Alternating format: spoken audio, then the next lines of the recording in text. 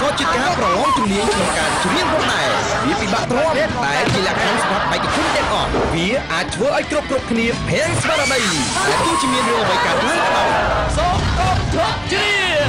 សំបីនឹងបេក្ខជន6រូបបានចាក់ដៃគូគ្នាអត់ប្រកួតគ្រប់គ្នាបង្ហាញពីភាពអំណត់ជឿអង្អាចដល់ទីបញ្ចប់បង្ហាញជូនដល់ទស្សនិកជនបានទស្សនាបេក្ខជនទាំងអស់អាចជាអ្នកដែលលោកអ្នកពេញចិត្តឬក៏មិនពេញចិត្តអញ្ចឹងសូមទស្សនាថាវានឹងមានរឿងអ្វីកើតឡើងនៅរាត្រីនេះនេះជាកម្មវិធី Killer Karaoke Cambodia សប្តាហ៍ទី2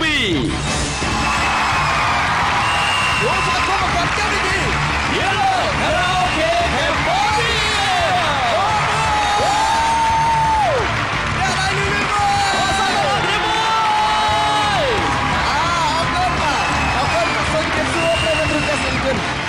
កម្មវិធី Killer Karaoke Cambodia បានចូលមកដល់រដូវកាលទី1សប្តាហ៍ទី3កលេចឃើញកាលពីសប្តាហ៍មុនលោកលោកស្រីតានាកញ្ញានៅក្នុងកម្មវិធី